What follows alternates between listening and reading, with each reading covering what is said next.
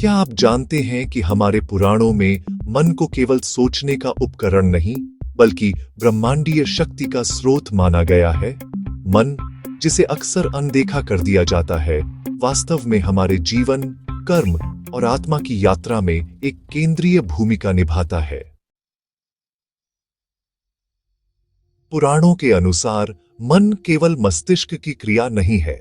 यह एक सूक्ष्म सत्ता है जो शरीर, आत्मा और ब्रह्मांड के बीच पुल का कार्य करती है। यह हमारी इच्छाओं, भावनाओं और विचारों का स्रोत है और इन्हीं से बनते हैं हमारे कर्म। वेदांत में 5 कोशों की बात की गई है: अन्नमय, प्राणमय, मनोमय, विज्ञानमय और आनंदमय। मनोमय कोश यानी माइंड शीथ वह स्तर है जहां विचार, भावना और इच्छा मिलते हैं। यह कोश आत्मा के चारों ओर की तीसरी परत है, न भौतिक है, न पूरी तरह आध्यात्मिक, परंतु अत्यंत प्रभावशाली। पुराणों में मन को सूक्ष्म शरीर का अभिन्न हिस्सा कहा गया है।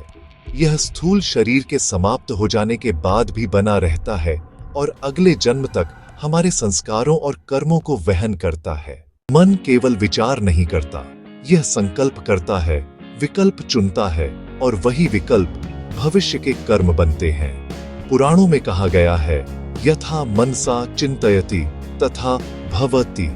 जैसा मन सोचता है वैसा ही फल मिलता है। कुछ पुराणों में मन को सृष्टि के आरंभ में उत्पन्न तत्वों में से एक कहा गया है। ब्रह्मा के मन से मनसपुत्र उत्पन्न हुए। यह दर्शाता है कि चेतना की शुरुआत भी मन से हुई। मन यदि नियंत्रित न हो तो जीवन दिशाहीन हो जाता है। इसलिए पुराणों में बार बार कहा गया है, मन की शुद्धि ही धर्म का प्रथम चरण है।